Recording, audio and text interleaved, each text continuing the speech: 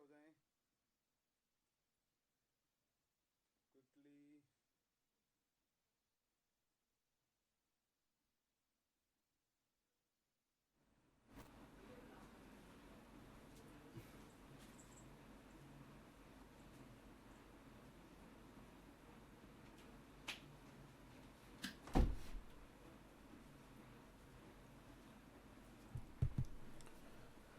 Okay, good morning everyone.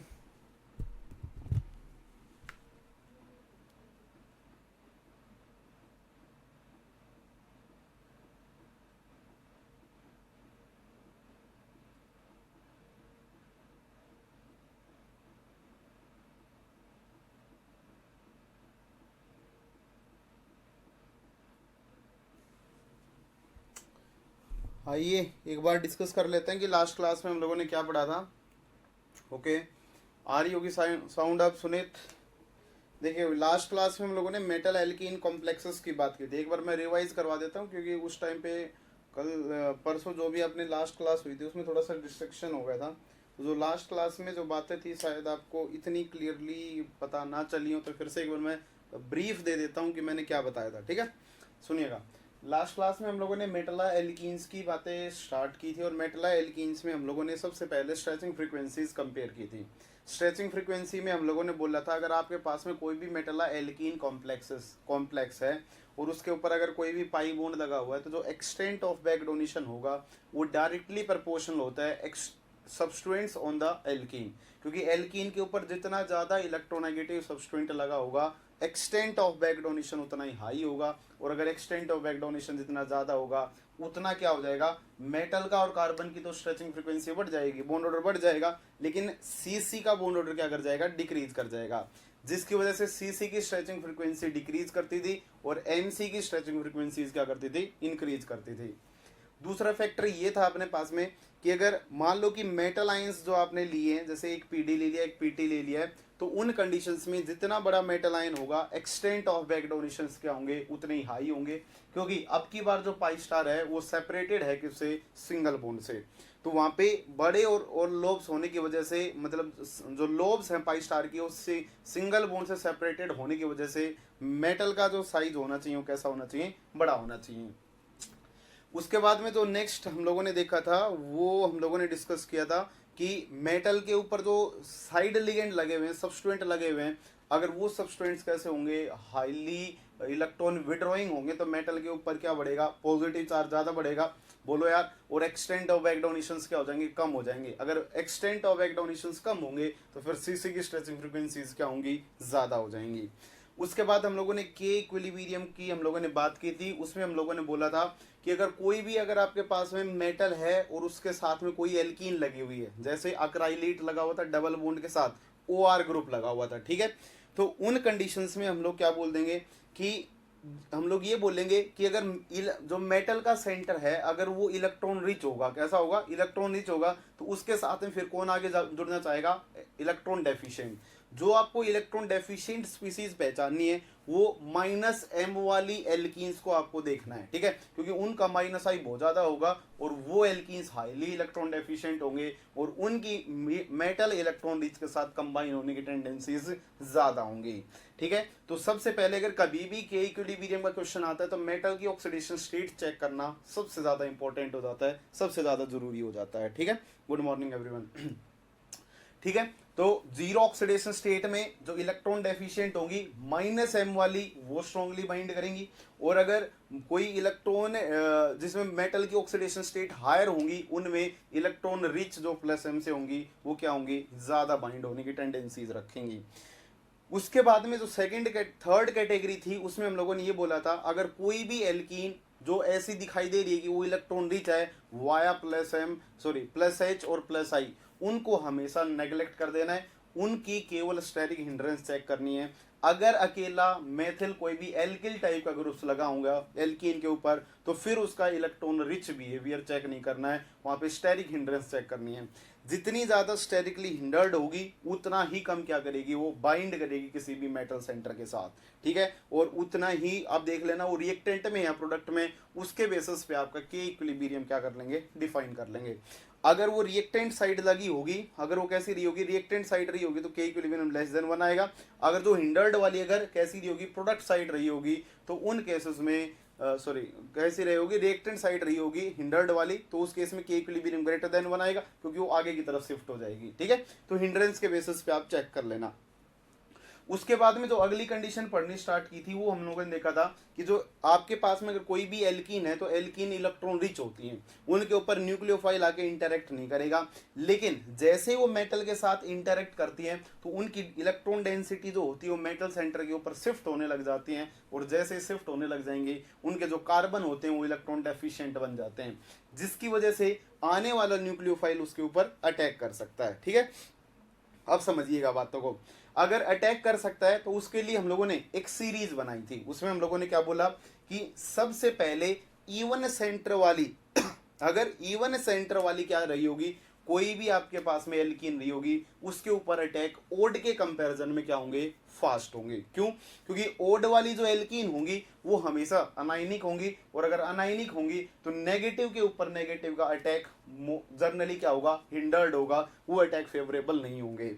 लेकिन अगर आपके पास में कैसी होगी, इवन वाली रही होगी, तो वो एल्कीन्स कैसी होंगी, न्यूट्रल होंगी, और उनके ऊपर जो अटैक होंगे वो कैसे होंगे, फास्ट होंगे। ठीक है, अब हम लोगों ने अगली कंडीशनें क्या जानी थी, अगली कंडीशनें हम लोगों ने ये जानी कि आपके पास में अगर इवन में भी दो कैटेगरी आ जाएंगी, एक तो इवन की एसाइक्लिक होंगी और एक इवन की साइक्लिक होंगी।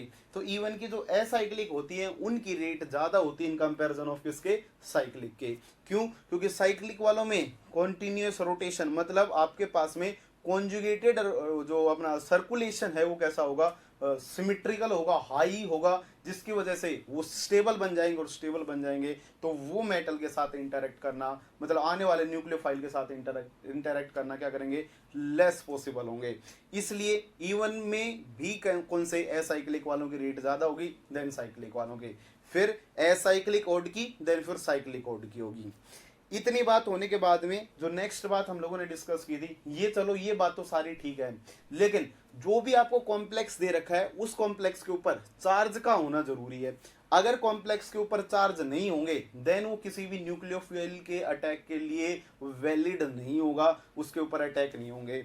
अब आपके पास में जो भी आपके पास में क्या दे रखा है, कोई भी कॉम्प्लेक्स दे रखा है, और उसके ऊपर जितना चार्ज होगा उतने टाइम्स क्या होंगे, अटैक होंगे। अब हम लोगों ने देखा था कि फेरोसिन का बेंजीन डेरिवेटिव जो होता है हेप्टिसिटी 6 आयरन क्या हो जाएगा अपने पास में Fe8, तो 6 6 12 प्लस 8 20 इलेक्ट्रॉन काउंट होना चाहिए, लेकिन जब 2 पॉजिटिव चढ़ा देंगे तो फिर उसमें क्या आ जाएगा, इलेक्ट्रॉन काउंट 18 आ जाएगा। तो फेरोसिन का जो बेंजीन डेरिवेटिव है वो 2 पॉजिटिव चार्ज रखता है, और उसके ऊपर कितने टाइम अटैक्स होंगे, 2 टाइम्स अटैक होंगे। अब देखना, जब पहले टाइम अटैक हुआ था तो एक 5 का बन गया, दूसरा 6 का है, तो फिर दूसरे टाइम किसके ऊपर होंगे, 6 वाले सेंटर के ऊपर अटैक्स होंगे। ठीक है, मतलब इवन वाले सबसे ज्यादा प्रायोरिटी पाएंगे। उसके बाद में अगर कोई मोनोकैटाइनिक होगा तो उसके केस में एक ही बार अटैक होंगे।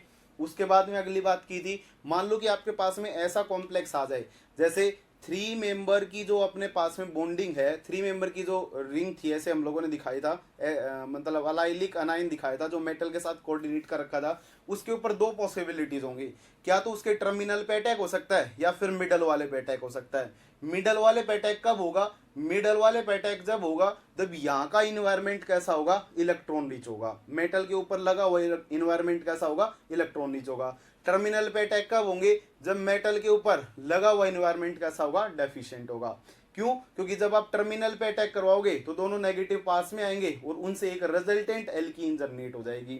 ठीक है, और वो उसको क्या कर देंगे, डबल नेगेटिव को स्टेबलाइज ज्यादा करेंगे, इसलिए उसके केस में कैसे बनेंगे, पास में बनेंगे। ये सारी बातें हम लोगों ने लास्ट क्लास में डिस्कस कर ली थी। आइए इससे आगे बढ़ते हैं। आज अपनी क्लास 1 घंटे की है, पहले वाली, इसमें इस क्लास में कुछ टाइम टेबल में दिक्कत आ गया है, तो 1 बजे तक ये क्लास चलेगी। ठीक है, आइए एल्कीन्स को डिस्कस करना स्टार्ट करते हैं। एक क्वेश्चन पूछता हूं आपसे, अगर आपको कैसा कॉम्प्लेक्स दे रखा है, अगर आपको कॉम्प्लेक्स दे रखा है एमओ, आपको कॉम्प्लेक्स दे रखा है, ध्यान से समझिएगा इस कहानी को, एमओ दे रखा है, इसके ऊपर CO5 लगे हुए हैं। ठीक है, इसके ऊपर मैंने क्या लगा लिया है, CH2 और एक एल्कीन लगा लिया, कुछ इस टाइप से। जो आपने एल्कीन लगाई है, जब इस एल्कीन के ऊपर हम लोग क्या डालेंगे, H पॉजिटिव, कोई भी H पॉजिटिव का सोर्स डाल देंगे तो प्रोडक्ट क्या बनेगा, ऐसा क्वेश्चन आपसे पूछेगा। ठीक है, ध्यान से देखिएगा। अगर मैं ऐसा बोलता हूं कि अपने पास में जो एल्कीन है वो कैसी होगी, इलेक्ट्रॉन रिच होगी, तो अगर इसके अंदर प्रोटॉन का इन्वायरमेंट दिया जाएगा तो ये इसके ऊपर अटैक करेगा, और जैसे ही अटैक करेगा तो ये अगर H इस पोजीशन पे लगता है तो पॉजिटिव चार्ज यहाँ आएगा, और अगर इस पोजीशन पे लगता है तो पॉजिटिव चार्ज यहाँ पे आएगा। हमें H उस पोजीशन पे लगाना है जहां से मोर स्टेबल कार्बोकेटाइन क्या हो, जनरेट हो। तो यहाँ पे अपने पास में क्या था, सॉरी Mn करें इसे, MO नहीं, ये Mn है भाई, Mn, ठीक है, Mn है। इसके ऊपर क्या बन जाएगा, यहाँ पे CH2 था, इस पोजीशन के ऊपर क्या आएगा, CH पॉजिटिव आ जाएगा, और टर्मिनल वाले के ऊपर में क्या आ गया, हाइड्रोजन जो बाहर से आया है। अब यहां से होगा क्या कि देखो मेटल यहाँ पे जीरो ऑक्सीडेशन स्टेट में है, और देखो यहाँ पे मेटल की जो टेंडेंसी होगी वो इलेक्ट्रॉन डोनेट करने की होती है, और यहाँ पे जो कार्बन है, कार्बन की इलेक्ट्रॉन एक्सेप्ट करने की टेंडेंसी होगी। क्यों, क्योंकि metal electron deficient, sorry electron rich होते हैं, और जो इसकी इलेक्ट्रोनेगेटिविटी हो ज्यादा है तो इसके ऊपर पॉजिटिव चार्ज क्या होगा, कम स्टेबलाइज्ड होगा। इसकी इलेक्ट्रोनेगेटिविटी कम है तो इसके ऊपर पॉजिटिव चार्ज ज्यादा स्टेबलाइज्ड होगा। इसलिए ये अपने एक पेयर ऑफ इलेक्ट्रॉन को इसे क्या कर देता है, डोनेट कर देता है। जैसे ही पेयर ऑफ इलेक्ट्रॉन को डोनेट करेगा तो आपके पास में कैसा बनता हुआ कॉम्प्लेक्स दिखाई देगा, CO5Mn, यहां से क्या बन जाएगा, CH2, सॉरी CH ही था, CH था, यहाँ पे CH2 था, और इसके साथ में क्या लगा हुआ था, एक मैथिल लगा हुआ था। देखिए इस कहानी को देखते हुए क्या आप कुछ बोल सकते हैं, जरा देखना। इसमें मैं ओवरऑल के ऊपर क्या दिखा दूंगा, पॉजिटिव चार्ज जो Mn के ऊपर आ जाएगा। इसको देखते हुए मेरे को एक बात ऐसी लग रही है कि मेटल से बहुत हाई एक्सटेंट के ऊपर क्या हुआ होगा, बैक डोनेशन हुआ होगा, तो मेटल साइक्लोप्रोपेन रिंग टाइप का क्या बना होगा, मॉडल बना होगा। लेकिन मैं इसे क्या ऐसे दिखा सकता हूं कि ये नेगेटिव रहा होगा, ये कोऑर्डिनेट कर रहा होगा, ये नेगेटिव रहा होगा, ये भी कोऑर्डिनेट कर रहा होगा। तो मैं अगर ऐसा बोलता हूं कि पहले जैसे ये इलेक्ट्रॉन देगा, इलेक्ट्रॉन देने के बाद में कुछ ऐसी स्पीसीज बनेगी, अब इस मेटल के ऊपर इलेक्ट्रॉन डेफिशिएंट का इन्वायरमेंट है, तो वो फिर से स्ट्रॉन्गली इलेक्ट्रॉन डेंसिटी पुल करना स्टार्ट कर देगी, और जब स्टार्ट कर देगी तो हम लोगों ने बोला था अगर कोई भी एल्कीन जो होती है जिसमें अगर हायर एक्सटेंट के ऊपर बैक डोनेशन होंगे तो डायनाइनिक होता है। तो मैं इसको रिवर्स करके क्या लिख सकता हूं कि ये CO5Mn क्या रहा होगा, डबल बॉन्ड रहा होगा, और इसके ऊपर क्या आ जाएगा, मेथिल। तो ये मेरे पास में ओवरऑल प्रोडक्ट क्या होगा, जनरेट होगा। यहाँ पे ओवरऑल प्रोडक्ट क्या हो जाएगा, जनरेट हो जाएगा। आपको रिवर्स डायरेक्शन में सोचना है। क्यों, देखो अगर यहाँ पे अगर पॉजिटिव चार्ज नहीं होता देन ये बिल्कुल स्टेबल होता, कोई दिक्कत नहीं होती इसमें, लेकिन पॉजिटिव चार्ज आने की वजह से पहले ये इलेक्ट्रॉन डेंसिटी डोनेट करेगा, ऐसी ट्रांजिशन स्टेट आएगी। अब अगर मेटल इलेक्ट्रॉन डेफिशिएंट होता तो ये किस में कन्वर्ट हो जाएगा, एल्कीन में। अगर मेटल इलेक्ट्रॉन रिच होता तो फिर वो डायनाइनिक में ही रहता, क्योंकि वो साइक्लोप्रोपेन मॉडल को फिर क्या करता, फॉलो करता दीवार चैट डुनकंसन के ऊपर। ये किससे, मेटला साइक्लोप्रोपेन से दीवार चैट मॉडल में क्या हो जाएगा, शिफ्ट हो जाएगा। क्या ये कहानी आपको समझ में आई, क्या ये कहानी आपको समझ में आई?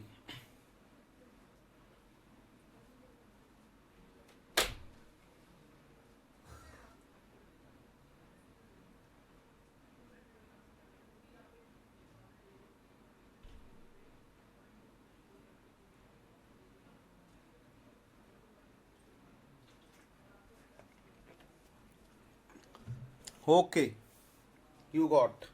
आइए आगे बढ़ते हैं। ठीक है भाई, ओके सुनील, ओके संजीव, दीपांकर जी बोर्ड पे देखिएगा। अब हम लोग जो अगला पार्ट स्टार्ट करने जा रहे हैं वो इनका 1H1NMR स्पेक्ट्रा, NMR स्पेक्ट्रा इसका हम लोग देखने जा रहे हैं। जरा बोर्ड पे देखिएगा, कहानी को अच्छे से सुनिए। अगर इसका मैं 1H1NMR स्पेक्ट्रा देखता हूं तो उसमें हम लोग क्या बोलेंगे कि जी मेरे पास में क्या होती है, कोई भी अगर एल्कीन रही होगी तो यहाँ पे हाइड्रोजन थे, डबल बॉन्ड था, हाइड्रोजन था, और क्या था, हाइड्रोजन था। जैसे ही मैं इसका NMR करने जाता हूं तो NMR में क्या करेंगे हम लोग, इसकी B0 मैग्नेटिक फील्ड अप्लाई करेंगे। बोलो यार क्या अप्लाई करेंगे, B0 मैग्नेटिक फील्ड अप्लाई करेंगे। अब आप लोगों को NMR में सिखाया गया होगा कि इसके पास में पाई इलेक्ट्रॉन डेंसिटी है, और वो पाई इलेक्ट्रॉन डेंसिटी क्या करती है, एनिसोट्रॉपिक इफेक्ट लगाएगी। बोलो यार, कुछ इस टाइप से फील्ड इफेक्ट लगाएगी, जिसकी वजह से जो मैग्नेटिक फील्ड लाइंस जो जनरेट होंगी वो इस डायरेक्शन में क्या कर जाएंगी, कपल कर जाएंगी हाइड्रोजन के साथ। एनिसोट्रॉपी की वजह से, और इस इन्वायरमेंट में कैसी होंगी, ऑपोजिट होंगी। ये आप लोगों को एनएमआर में सिखा दिया गया है। तो यहां से हम लोग क्या बोलेंगे कि जो अपनी केमिकल शिफ्ट डेल्टा होगा वो डेल्टा डायरेक्टली प्रोपोर्शनल होगा किसके, बी नॉट प्लस, यहाँ पे क्या जनरेट हुई है, मान लीजिए कि कोई बी आई मैग्नेटिक फील्ड क्या हुई है, जनरेट हुई है, दोनों सेम डायरेक्शन में, इसलिए हम लोगों ने क्या कर दिया है, एडिशन कर दिया है। तो जो डेल्टा डायरेक्टली प्रोपोर्शनल होगा B naught plus B I K, इसलिए इसकी जो केमिकल शिफ्ट आनी चाहिए थी कितने के आसपास में, 2 के आसपास में, एनिसोट्रॉपी इफेक्ट की वजह से इसकी जो शिफ्ट होती है वो लाई करती है 4 to 6 या 6.5 ppm के बीच में क्या करती है, लाई करती है। अगर इतने में लाई करती है तो मैं क्या देखने जाऊंगा, जब इस कोई भी मेरे पास में अगर मेटल एल्कीन का कॉम्प्लेक्स है तो उसका जब मैं एनएमआर स्पेक्ट्रा देखने जाता हूं तो वो एनएमआर स्पेक्ट्रा में भी मेरे को इतनी ही पीक मिलनी चाहिए, लेकिन ऐसा हो नहीं पाता है। जरा कहानियों को समझना अच्छे से। इसके अलावा मैं कार्बन एनएमआर और लिख देता हूं, ये तो किसकी थी, 1H1 NMR में स्पेक्ट्रा है।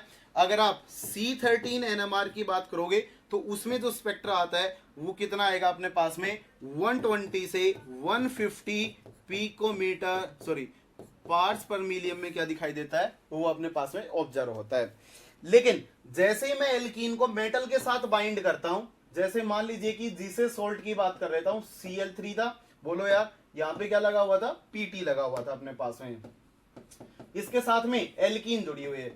इस एल्कीन के हाइड्रोजन की जब मैं रेजोनेटिंग, जो कहां पे रेजोनेट करेंगे, अगर उस पोजीशन को सेलेक्ट करता हूं तो उसमें हमें क्या दिखाई देगा कि लीजिए सर कि हम जैसे ही मेटल के बगल में एल्कीन आएगी तो अब जो एल्कीन ने क्या किया है, इलेक्ट्रॉन डेंसिटी मेटल को डोनेट कर दी है।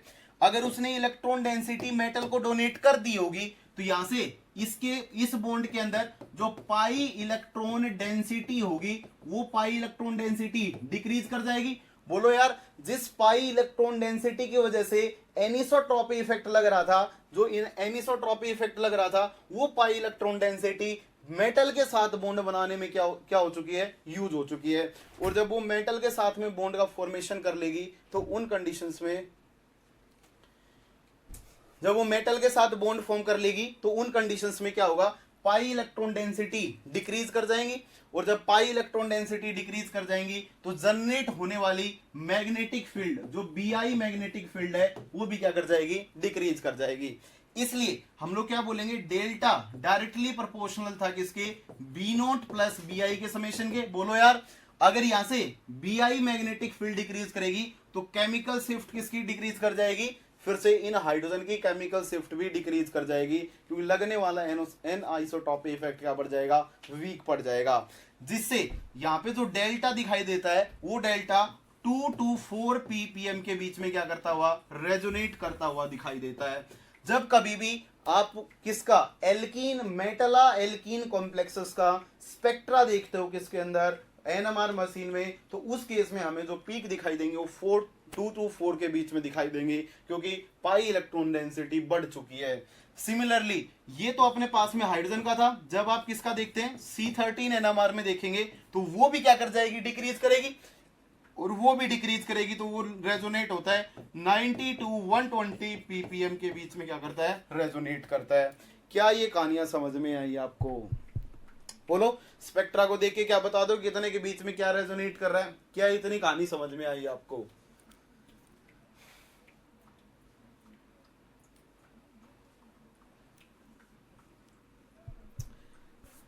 पाई इलेक्ट्रॉन डेंसिटी यहां पे लिख लेना, यहां पे pi electron density bonded to the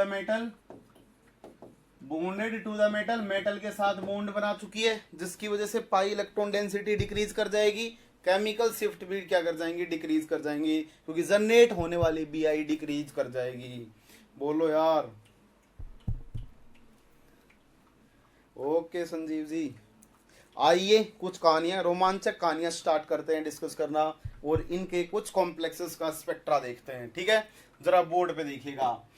अगर मैं बोलता हूं, सबसे पहले मैं लेके चलता हूं कि आपके पास में कॉम्प्लेक्स कैसा दे रखा है, कुछ इस टाइप से, Cl3 Pt double bond CH2 negative.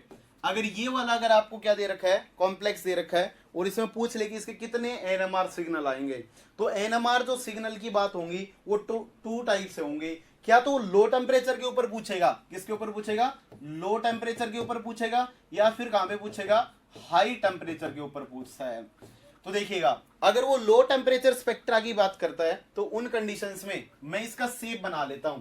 हम लोगों ने बोला था पीटी है, इसके ऊपर सीएल लगा होगा, सीएल लगा होगा, सीएल लगा होगा, इसके ऊपर एल्कीन रही होगी, वो एल्कीन हाइड्रोजन रहा होगा, हाइड्रोजन रहा होगा, कुछ इस टाइप से, ठीक है, कुछ इस टाइप से रही होगी। इसको मैंने वेज से दिखा दिया है, बोलो यहाँ पे वेज से दिखा दिया, और इसको मैंने किससे दिखा दिया है, डैश से, मतलब पीछे की तरफ पड़ा हुआ, कुछ इस टाइप से। समझिएगा ध्यान से कहानियों को। होता क्या है कि मान लीजिए कि मेरे पास में पीटी था, इसके बगल में सीएल था, इसके बगल में सीएल था, और इसके बगल में सीएल था। अब इसके पास में क्या होगी, एल्कीन। एल्कीन पहली बात तो इसके प्लेन के परपेंडिकुलर जाएगी, बोलो यार कैसी जाएगी, प्लेन के परपेंडिकुलर जाएगी। तो यहाँ पे 2 हाइड्रोजन ऐसे होंगे और 2 हाइड्रोजन इससे नीचे की तरफ होंगे, कुछ इस टाइप से। तो देखो ये वाले जो दोनों हाइड्रोजन है, इस तरफ वाले जो दोनों हाइड्रोजन है एल्कीन के, वो इस सीएल के एनवायरमेंट में, और इधर के जो दोनों हाइड्रोजन है वो इस वाले सीएल के एनवायरमेंट में है। समझिएगा कहानियों को कैसी है, कुछ इस टाइप से आपके पास में, ये तो आपके पास में मान लीजिए एल्कीन है, कुछ इस टाइप से, ठीक है, एल्कीन है, ये मेटल के साथ कुछ इस टाइप से बॉन्डेड है। ये मान लीजिए कि अपने पास में क्या है, यहाँ पे ऐसे सोचिएगा कि यहाँ पे मेटल है, वो बन नहीं पाएगा ऐसे, ठीक है, देखना यहाँ पे मान लीजिए कि क्या है, आपके पास में मेटल है, इस मेटल के ऊपर यहाँ सीएल पड़ा हुआ है, यहाँ पे क्या पड़ा हुआ है, सीएल पड़ा हुआ है, एक सीएल यहाँ पड़ा होगा, एक सीएल आपकी तरफ रहा होगा, तो इसके पास में जो 2 हाइड्रोजन होंगे कुछ इस टाइप से। ये हाइड्रोजन जो होगा वो इस सीएल के पास में होगा, और यहाँ पे जो हाइड्रोजन होगा वो भी सीएल के पास में होगा। तो इन दोनों हाइड्रोजन का स्पेक्ट्रा इस सीएल के साथ मैच करेगा, और इधर वाले दोनों हाइड्रोजन का स्पेक्ट्रा इस वाले सीएल के साथ मैच करेगा। अब दोनों तरफ ही क्या थे, सीएल थे, दोनों तरफ ही क्या थे, सीएल थे। कुछ इस टाइप से दिखा लें कि ये वेज है, ये डैश है, ये भी वेज है, और ये भी कैसा है, डैश है। तो डैश वाले एक तरफ होंगे, एक सीएल की तरफ होंगे, और दोनों वेज वाले एक सीएल की तरफ होंगे। सिमेट्रिकल इन्वायरमेंट होने की वजह से चाहे लो टेम्परेचर हो या हाई टेम्परेचर हो, दोनों कंडीशंस में क्या देता है, एक एक ही बैंड देगा। देखो जब हम लोग हायर टेम्परेचर की बात करेंगे तो उस केस में क्या होने लग जाता है, इस सिंगल बॉन्ड के लॉन्ग रोटेशन होने लग जाता है। एल्कीन जो होगी वो फास्ट रोटेशन करेगी, जिससे सारे के सारे हाइड्रोजन क्या हो जाएंगे, एक जैसे हो जाएंगे हायर टेम्परेचर के ऊपर, ठीक है। तो यहाँ पे आपके पास में कितने सिग्नल दिखाई देंगे, सिमेट्रिकल इन्वायरमेंट होने की वजह से एक एक सिग्नल ही दिखाई देंगे। लेकिन अगर मैं इसके अंदर स्लाइटली चेंज करता हूं कि मेरे पास में Cl2 है, अब मैं स्ट्रक्चर बनाता हूं, ठीक है, स्ट्रक्चर देखना। अगर मैं ऐसा बोलता हूं कि मेरे पास में Cl था, इसके साथ में Pt लगा हुआ है, यहाँ पे Cl है, इस पोर्शन के ऊपर Br है, और यहाँ पे क्या पड़ी हुई है, एल्कीन पड़ी हुई है। अब इस एल्कीन के पास में 2 हाइड्रोजन ऐसे होंगे, बोलो यार कुछ इस टाइप से हाइड्रोजन रहे होंगे। अब ये वाले जो 2 हाइड्रोजन होंगे वो दोनों हाइड्रोजन एक सीएल के साथ मैच करेंगे। अभी देखा है ये कैसे परपेंडिकुलर है, तो 2 सीएल की इन्वायरमेंट में होंगे, सॉरी 2 हाइड्रोजन सीएल की इन्वायरमेंट में होंगे, और 2 हाइड्रोजन बीआर के इन्वायरमेंट में होंगे। और ये वाले मैंने किसके में इन्वायरमेंट में बना दिए, इस बीआर के इन्वायरमेंट में बना दिए। तो देखना जब मैं लो टेम्परेचर के ऊपर बात करता हूं, जब मैं किसके ऊपर बात करता हूं, लो टेम्परेचर पे बात करता हूं, तो उन कंडीशंस में मेरे को एक स्पेक्ट्रा तो दिखाई देगा किसका, बीआर के रिस्पेक्ट में, मतलब एक तो बीआर वाला आएगा और दूसरा किसका दिखाई देगा, सीएल के रिस्पेक्ट में। तो केमिकल इन्वायरमेंट डिफरेंट होने की वजह से लो टेम्परेचर के ऊपर 2 क्या दिखाई देते हैं, एनएमआर सिग्नल्स दिखाई देते हैं। लेकिन जैसे ही मैं हाई टेम्परेचर की बात करता हूं, तो हाई टेम्परेचर के ऊपर रैपिड रोटेशन होने की वजह से बहुत तेज एल्कीन्स घूमेंगी, जिसकी वजह से सारे के सारे जो हाइड्रोजन्स होंगे उनका इन्वायरमेंट आइडेंटिकल हो जाएगा, और फिर से क्या दिखाई देगा, एक ही सिग्नल दिखाई देता है। कमाल की बात यहाँ पे क्या होती है कि देखना, इस एल्कीन के साथ जो बैक डोनेशन होगा वो बैक डोनेशन 2 टाइप से हो सकता है। एक तो dx, यहाँ पे dx² माइनस वाई स्क्वायर जो है वो स्क्वायर प्लेन बना रहा होगा, ठीक है, dxy बैक डोनेशन कर नहीं सकता है। तो जो बैक डोनेशन के लिए जो अपने पास में क्या होंगे, जो ऑर्बिटल्स का यूज होता है, वो यहाँ पे ऑर्बिटल्स जो होंगे वो अपने पास में कौन से रहे होंगे, एक तो dxz रहा होगा और एक कौन सा रहा होगा, dyz रहा होगा। समझना कंडीशंस को अच्छे से। ये मेरे पास में pt था, इस pt में एक Cl, दूसरा Cl, थर्ड Cl, ठीक है। अब यहाँ पे एल्कीन पड़ी हुई है, इब एल्कीन के जो अपने पास में जो एल्कीन है उसके ऑर्बिटल्स कुछ इस टाइप से अरेंज होंगे। अब एसीजेड एक्सिस है तो एक बार तो उसके साथ में एक्स मैच कर सकता है और एक बार उसके साथ में वाई मैच कर सकता है। तो जो बैक डोनेशन के लिए जो डी वाले ऑर्बिटल जाते हैं यहाँ पे वो डी एक्स जाता है या डी वाई जेड जाता है। इन दोनों ऑर्बिटल्स में जो एनर्जी का डिफरेंस होता है वो कितने का होता है, जो एनर्जी डिफरेंस होता है वो 25 किलो जाउल पर मोल का डिफरेंस होता है। कितने का डिफरेंस होता है, 25 किलो जाउल पर मोल का डिफरेंस होता है। और ये डिफरेंस इतना सिग्निफिकेंटली हाई होता है कि ये एक ही फॉर्म में क्या हो जाता है, रेजिस्ट हो जाता है, मतलब परपेंडिकुलर वाली फॉर्म में रेजिस्ट हो जाता है।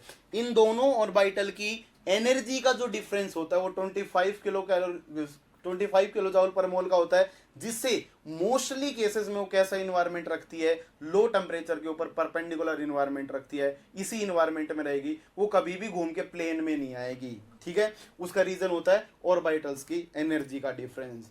लेकिन यही कहानियां बदल जाते हैं किसके केस में, टीबीपी के केस में। जरा कहानियों को अच्छे से समझना।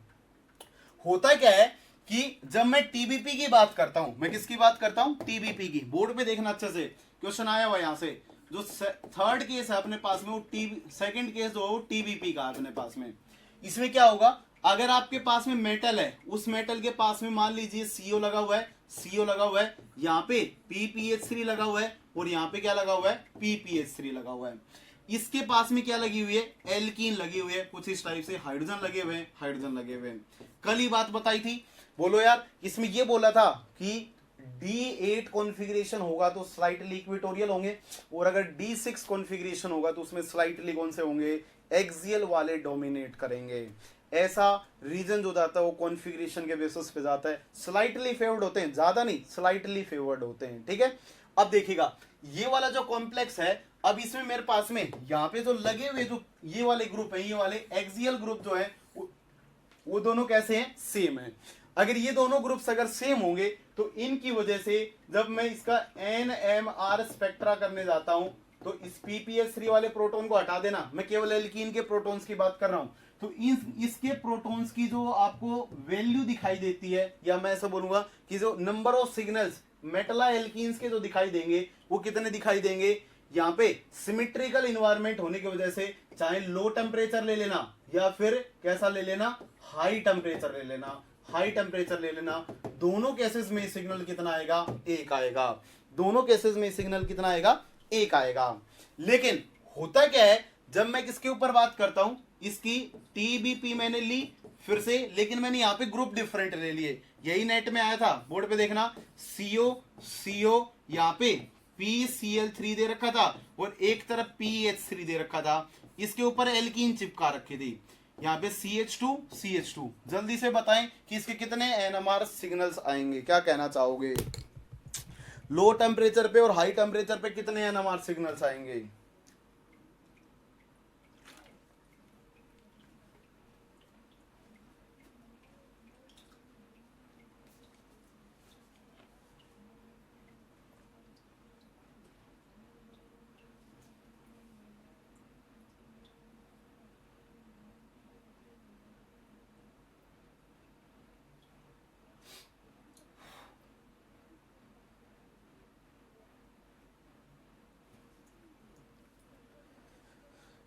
कितने NMR सिग्नल्स आएंगे,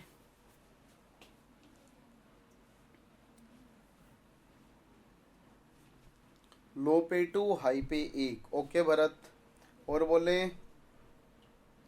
भूपेंद्र 3।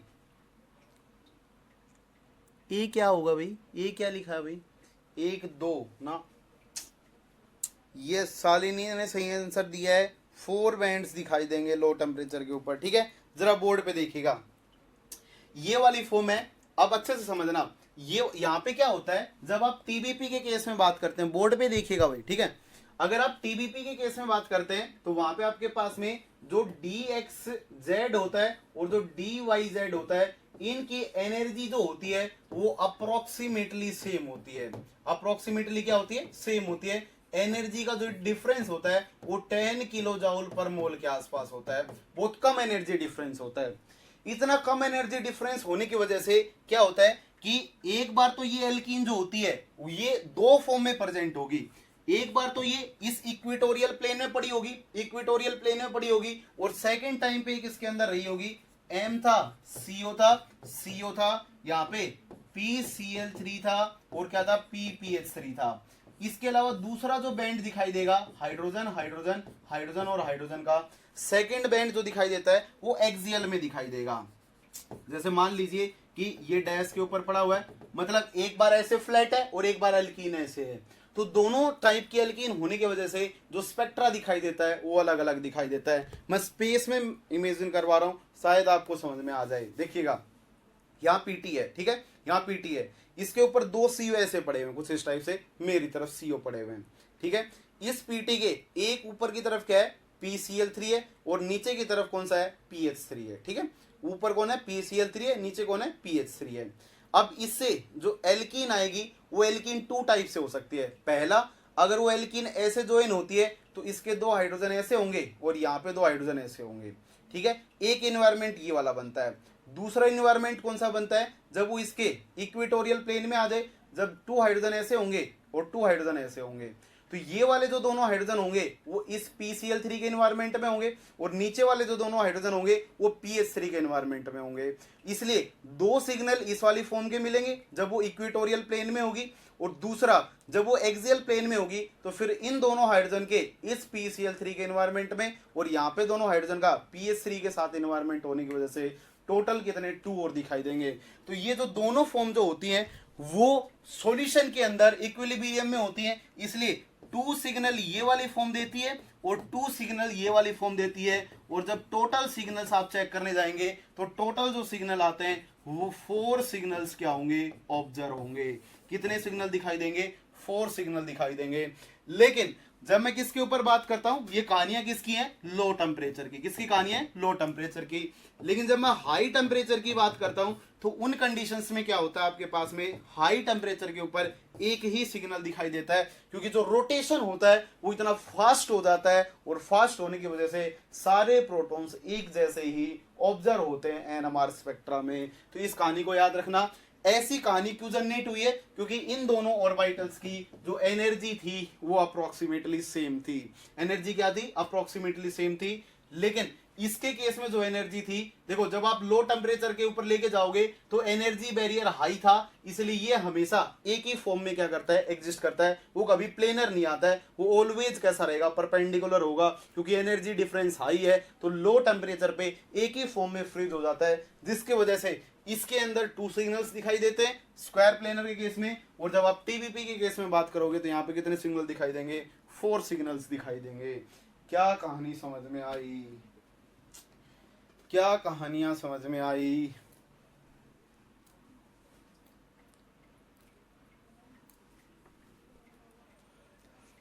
सारा का सारा मैटर जाएगा इसके ऊपर, यही बीमारी है।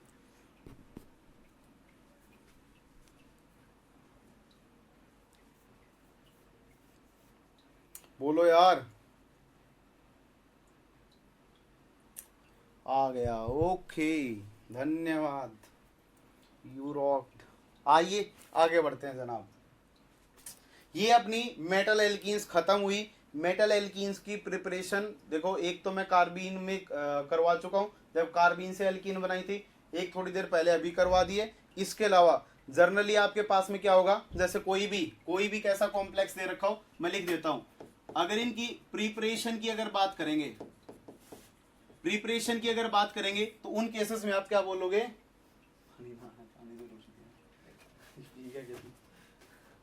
गरम है बिल्कुल। देखना भाई, अगली प्रिपरेशन की अगर बात की जाए तो जैसे आपके पास में कोई भी मेटल कार्बोनाइल कॉम्प्लेक्स है, जैसे FeCO5 दे रखा है, इसके ऊपर जब आप क्या डाल देंगे, ब्यूटाडाइईन, अगर कुछ इस टाइप की ब्यूटाडाइईन डाल देंगे और इसे क्या कर देंगे, स्ट्रॉन्गली हीट कर दें या फिर इसे रेडिएशन देते हैं, तो उन कंडीशंस में क्या होने लग जाता है, जो मेटल सेंटर है उसके ऊपर से CO एलिमिनेट होने लग जाता है, और CO एलिमिनेट होके उसके ऊपर क्या आने लग जाते हैं, कुछ इस टाइप से आपके पास में ऐसे क्या लगने लग जाएंगे, एल्कीन्स उसके ऊपर ज्वाइन होना स्टार्ट हो जाती हैं। ठीक है, बैक डोनेशन वालों की बात कर रहा हूँ, बॉन्ड नहीं है कोई भास्कर, बैक डोनेशन जिनसे होगा। बॉन्ड तो टीबीपी में कौन सा हाइब्रिडाइजेशन में जाएगा, डीजेड स्क्वायर ही हाइब्रिडाइजेशन में जाएगा, लेकिन बैक डोनेशन कौन करेंगे, जो जेड के अलोंग होंगे वही बैक डोनेशन के लिए जाएंगे एल्कीन के साथ। तो बैक डोनेशन वालों की एनर्जी अप्रोक्सीमेटली सेम होती है, जिसकी वजह से वहां पे जो बैक डोनेशन होता है वो फॉर्म जो एग्जिस्ट करती है वो 2 फॉर्म में एग्जिस्ट करती है। ठीक है, अब देखना यहाँ पे आपके पास में कौन कौन से ग्रुप हो सकते हैं। यहाँ पे लगा हुआ जो लिगेंड होगा, जनरली मेटल के ऊपर लिगेंड कैसा रहा हो, कार्बोनिल रहा हो, कोई भी फोस्फीन रही हो, या फिर आपके पास में कुछ कोई भी ऐसा जो न्यूट्रल लिगेंड रहा हो। अगर ऐसे लिगेंड्स अगर लगे होंगे तो वो हीट या लाइट के प्रेजेंस में टूट जाएंगे और उनकी पोजीशन पे कौन आगे जुड़ जाएगा, एल्कीन जैसे ग्रुप्स उसके ऊपर आके अटैच होने लग जाएंगे।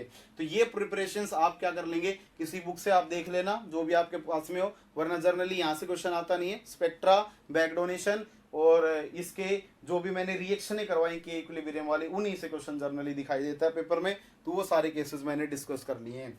आइए नेक्स्ट कंडीशन स्टार्ट करने जा रहे हैं, और जो अपनी नेक्स्ट कंडीशन है, नहीं 18 से नहीं करेगा, 18 से नहीं करेगा। सबसे पहले डिसोसिएट होगा और उसके बाद में डिसोसिएट होने के बाद वो कहानियां वेद सर पूरी डिटेल में डिस्कस करेंगे। जब आपको क्या पढ़ाएंगे, जब सर आपको क्या पढ़ा रहे होंगे, रिएक्शन मैकेनिज्म पढ़ाएंगे। ठीक है, तो वो वहीं पे डिस्कस करते हैं पूरी कोऑर्डिनेशन से रिलेटेड, और ओएमसी से रिलेटेड जो सब्स्टिट्यूशन का तरीका होता है वो वहीं पे डिस्कस हो जाएगा आपके पास। ठीक है, पहले सीओ डिसोसिएट होगा, 18 इलेक्ट्रॉन स्पीसीज जर्नली किसके लिए नहीं जाती है, एसोसिएटिव मैकेनिज्म से नहीं जाती है, जर्नली वो डिसोसिएटिव से जाती है। अब की बार नेट में पेपर में भी आया था। ठीक है, आइए जरा आगे बढ़ते हैं। अगर मैं इससे आगे बात करता हूं तो मेटला एल्काइन कॉम्प्लेक्सेस आपके अपने पास में आएंगे। सुनिएगा मेटला एल्काइंस की, इनकी कहानियां और भी अच्छी हैं। होता क्या है कि अगर मेटल है और उस मेटल के साथ में कुछ लिगेंड लगे हुए हैं और एक ट्रिपल बॉन्ड लगा हुआ है कुछ इस टाइप से, तो इनको मेटला एल्कीन कॉम्प्लेक्सेस बोल दिया जाएगा। इनमें से जो आपकी एल्कीन होगी, उस एल्कीन का इलेक्ट्रॉन काउंट 2 टाइप से होता है।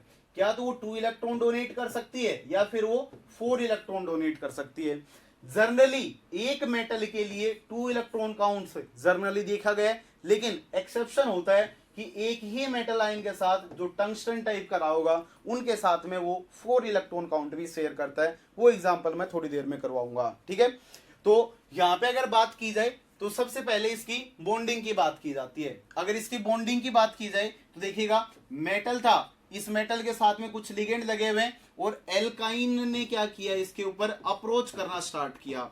तो इस बॉन्ड के अंदर 2 इलेक्ट्रॉन्स भरे होंगे, बोलो यार। अगर 2 इलेक्ट्रॉन्स भरे होंगे तो ये यहां से क्या करेगा, मेटल को इलेक्ट्रॉन डेंसिटी डोनेट कर देगा। ये इसके पास में क्या था, पाई बॉन्ड। क्या था, पाई बॉन्ड। अगर पाई बॉन्ड होगा तो इसके पास में पक्का फिर क्या होगा, पाई स्टार भी रहा होगा। बोलो यार, क्या रहा होगा, पाई स्टार भी रहा होगा। पॉजिटिव नेगेटिव कुछ इस सिमेट्री का। तो मेटल के ऊपर जैसे इलेक्ट्रॉन डेंसिटी बढ़ेगी, वो उसके पाई स्टार में इलेक्ट्रॉन डेंसिटी क्या कर देगा, डोनेट करना स्टार्ट कर देगा। जैसे ही इलेक्ट्रॉन डेंसिटी डोनेट करेगा तो यहां से आपकी जो रिजल्टेंट शेप दिखाई देता है वो शेप दिखाई देता है LNM।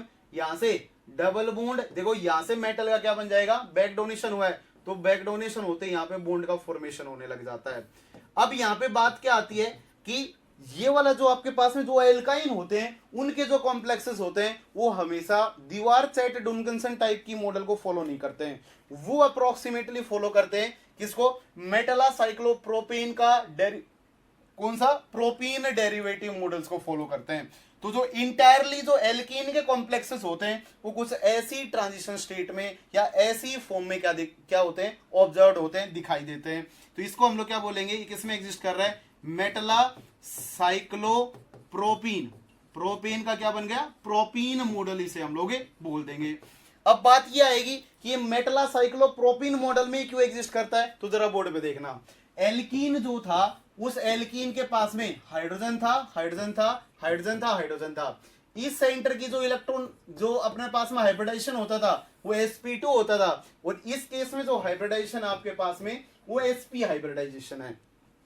तो जैसे ही मेटल sp वाले से इंटरेक्ट करने जाती है तो आपको अच्छे से पता है कि sp वाले की जो इलेक्ट्रोनेगेटिविटी होती है वो ज्यादा होती है किसके कंपैरिजन में, sp2 वाले के कंपैरिजन में। बोलो यार, sp2 वाले से इलेक्ट्रोनेगेटिविटी क्या होगी, ज्यादा होगी। अगर ज्यादा होगी तो इसके ऊपर पार्शियल पॉजिटिव चार्ज ज्यादा होगा, मतलब खींचने की टेंडेंसी ज्यादा होंगी, और जब खींचने की टेंडेंसी ज्यादा होंगी तो एक्सटेंट ऑफ बैक डोनेशंस क्या होंगे, हाई होंगे। और अगर extent of back donations high होंगे, चाहे मेटल किसी भी ऑक्सीडेशन स्टेट में रही हो, इनके केस में जनरली एक्सटेंट ऑफ जो बैक डोनेशन होते हैं वो हमेशा हाई होते हैं, ठीक है। इसलिए जर्नली इनके जो कॉम्प्लेक्सेस देखे गए वो जर्नली +1 ऑक्सीडेशन स्टेट तक ही जर्नली ऑब्जर्व होते हैं, मतलब मोस्टली कॉम्प्लेक्सेस एग्जिस्ट करते हैं और कुछ इस टाइप की वो ट्रांजिशन स्टेट रखते हैं, ठीक है। अब देखो, अगर मेरे पास में कुछ इस टाइप का मॉडल बना है तो इससे आपको क्या क्या क्वेश्चन पूछ सकता है यहां से, वो मैं क्वेश्चंस बताता हूं आपको, जरा बोर्ड पे देखिएगा। पहला क्वेश्चन बनता है, अगर मेटल के ऊपर इलेक्ट्रॉन डेंसिटी अगर ज्यादा होगी, किसके ऊपर, मेटल सरफेस के ऊपर अगर इलेक्ट्रॉन डेंसिटी ज्यादा होगी तो यहां से extent of back donations high होंगे, और जब extent of back donations high होंगे तो मैंने बोल दिया कि बैक डोनेशन क्या होगा, ज्यादा होगा, और बैक डोनेशन ज्यादा होने से bond order between metal and carbon increase कर जाएगा। बोलो यार, मेटल का और कार्बन का बॉन्ड ऑर्डर क्या करेगा, इंक्रीज कर जाएगा, लेकिन डिक्रीज कर जाएगा किसका, bond order between C and C, ठीक है, सी और सी का बॉन्ड ऑर्डर डिक्रीज कर जाएगा। आगे क्या होगा, अगर बॉन्ड ऑर्डर में एम और सी का बढ़ा है तो मेटल की और कार्बन की स्ट्रेचिंग फ्रीक्वेंसीज बढ़ेंगी, और किसकी सी और सी की स्ट्रेचिंग फ्रीक्वेंसीज क्या कर जाएंगी, डिक्रीज कर जाएंगी।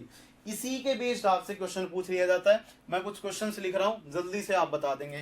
पहला क्वेश्चन जो है मेरे पास में वो ये है कि अगर मान लीजिए कि आपके पास में कोई कॉम्प्लेक्स है, कोई भी कॉम्प्लेक्स ले लीजिए, जैसे मैं PtCl3 ले लेता हूं, और यहाँ पे ट्रिपल बॉन्ड मैंने इसके साथ में लगा दिया है, यहाँ पे हाइड्रोजन लगा हुआ है, ये इसका OR डेरिवेटिव कर लेते हैं ताकि आपको अच्छे से समझ में आ जाए। OR लगा हुआ है, ठीक है। ओवरऑल के ऊपर कितना चार्ज है, नेगेटिव चार्ज है, ठीक है, नेगेटिव चार्ज है। थोड़ा सा हिंड्रेंस को कम कर लेते हैं एक बार, अच्छे से आप बैक डोनेशन कराएं। जैसे इसके ऊपर PPH3 लगा हुआ है, ठीक है, PPH3। दूसरे केस में आपके पास में कॉम्प्लेक्स कौन सा है, PPH3 है, होल ट्वाइस, यहाँ पे PT है, और यहाँ पे क्या लगे हुए, ट्रिपल बॉन्ड NR लगा हुआ है, बोलो NR2 लगा हुआ है, कुछ इस टाइप से। थर्ड केस में क्या लगा हुआ है, PPH3 है, PT है, होल ट्वाइस है, ट्रिपल बॉन्ड से यहाँ पे CH3 लगा हुआ है। जल्दी से आप ये बता देंगे कि इन तीनों कॉम्प्लेक्सेस में CC की स्ट्रेचिंग फ्रीक्वेंसी का ऑर्डर कैसा होगा, CC की स्ट्रेचिंग फ्रीक्वेंसी का ऑर्डर कैसा होगा।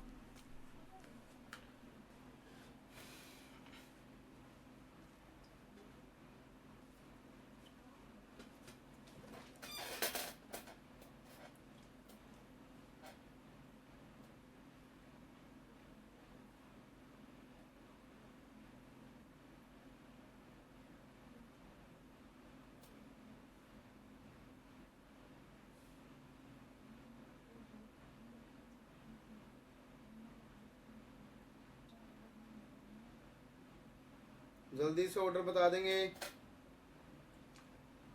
1 2 3 स्ट्रेचिंग फ्रीक्वेंसी बतानी है CC की।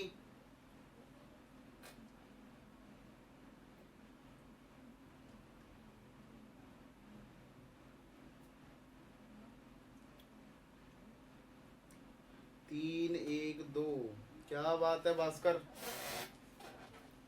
कमाल ही कर रहे हो।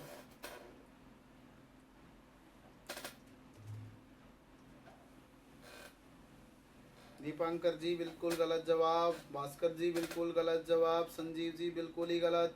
क्या सोच रहे हो यार,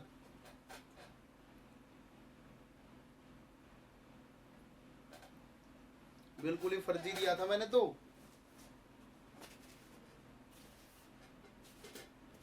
3 2 1 इंक्रीजिंग डिक्रीजिंग। प्रीति जी फिर से सोचें, बोर्ड पे देखिएगा जरा अच्छे से, सारे लोग पागल ही हो रखे, पता नहीं क्या ही समझ रहे हैं। देखिएगा एक बार बोर्ड पे, अगर इस केस में अगर बात की जाए कि बैक डोनेशन तो तीनों केस में ही हो रहा है, ठीक है। अगर बैक डोनेशन तीनों केसेस में हो रहा है तो फिर एक्सटेंट ऑफ बैक डोनेशन किसके केस में ज्यादा होगा। एक बात बताना, अगर यहाँ पे जो OR लगा हुआ है उसके पास में लोन पेयर है तो क्या वो रेजोनेंस करेगा क्या इसके साथ? रेजोनेंस नहीं करेगा। भूपेंद्र आप सही है। देखना, क्या वो इसके साथ में रेजोनेंस करेगा? नहीं कर पाएगा। क्यों नहीं कर पाएगा? क्योंकि जब मेटल के साथ इंटरेक्ट कर लेगा तो उसकी इलेक्ट्रॉन डेंसिटी बढ़ क्या हो चुकी है? बंध चुकी है। और जब बंध जाएगी तो उन कंडीशंस में वो इसके साथ में इंटरेक्ट नहीं करेगा। अगर उन केसेस में अगर इंटरेक्ट उसका मतलब रेजोनेंस नहीं करेगा तो उन केसेस में हम लोग क्या बोलेंगे कि अब ये वाला जो ग्रुप होगा इसका इंडक्टिव इफेक्ट क्या करना है? चेक करना है। तो देखो यहां पे अगर मैं देखता हूं तो इसमें ऑक्सीजन लगा हुआ है और ऑक्सीजन का -I इन तीनों ग्रुप से ज्यादा होगा। बोलो यार। और अगर -I सबसे ज्यादा होगा तो इसके ऊपर जनरेट होने वाला डेल पॉजिटिव चार्ज क्या होगा? सबसे ज्यादा होगा। इस कंडीशन में नाइट्रोजन लगा हुआ है सेकंड पोजीशन पे, डेल पॉजिटिव चार्ज इसका ज्यादा इंक्रीज होगा। और इस केस में तो डेल पॉजिटिव चार्ज जो कार्बन का ही इन था वही क्या होगा? अपने पास में ऑब्जर्व होगा। क्योंकि मेथिल तो स्लाइटली क्या लगाएगा? +I इफेक्ट लगाएगा। तो यहाँ पे अगर जब मैं देखता हूं इन कंडीशंस को तो सबसे ज्यादा पॉजिटिव चार्ज अगर यहाँ पे था तो एक्सटेंट ऑफ बैक डोनेशन इसी में ज्यादा होगा। बोलो यार, एक्सटेंट ऑफ बैक डोनेशन इसी में ज्यादा होंगे। और जब एक्सटेंट ऑफ बैक डोनेशन ज्यादा होगा तो उसकी वजह से स्ट्रेचिंग फ्रीक्वेंसी सीसी की क्या हो जाएगी? कम हो जाएगी। बोलो, तो हम लोग क्या बोलेंगे कि जो एक्सटेंट ऑफ बैक डोनेशन जो होता है, जो पढ़ लेना मर लेना अच्छे से, वो मैंने करवाया था कार्बीन के केस, इसके एल्कीन के केस में भी, कि extent of back donation directly proportional होता है electronegativity of substituents on alkene. Substituents on alkene की बात की थी, अब यहाँ पे एल्काइन आ गई तो किसकी बात कर देंगे? एल्काइन। जितनी ज्यादा इलेक्ट्रोनेगेटिविटी होगी उतना ज्यादा बैक डोनेशन होगा, और जितना ज्यादा बैक डोनेशन होगा उतनी कम स्ट्रेचिंग फ्रीक्वेंसी होगी। तो थर्ड वाले की स्ट्रेचिंग फ्रीक्वेंसी हाईएस्ट होगी। बोलो यार।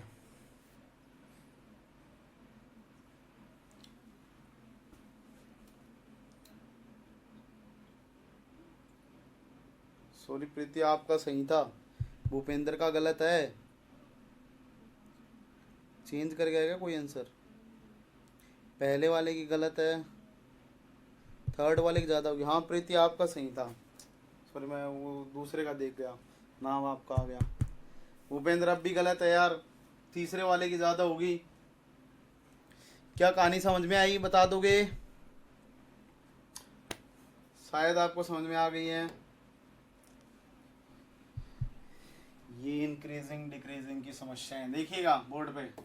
एक क्वेश्चन और देता हूं आपके पास में, क्या है? PPH3 का होल ट्वाइस है, इसके ऊपर PT है और उसके साथ में ट्रिपल बॉन्ड लगा हुआ है।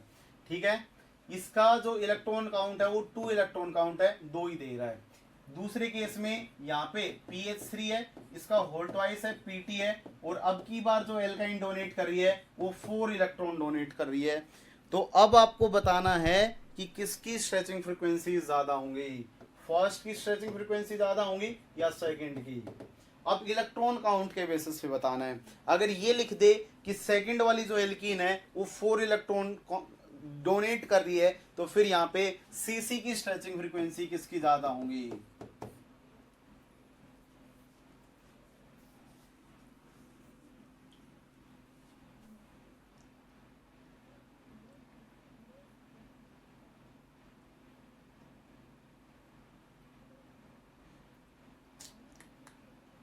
भूपेंद्र आज तो पता नहीं क्या ही खा के आए हैं।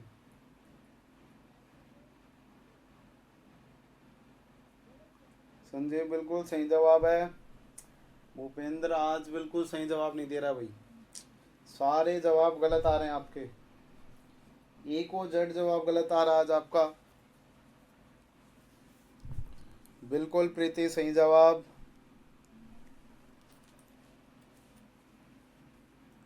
आज कृपया कहां से आ रही है आपके ऊपर? First has one higher than second, बिल्कुल सही जवाब है।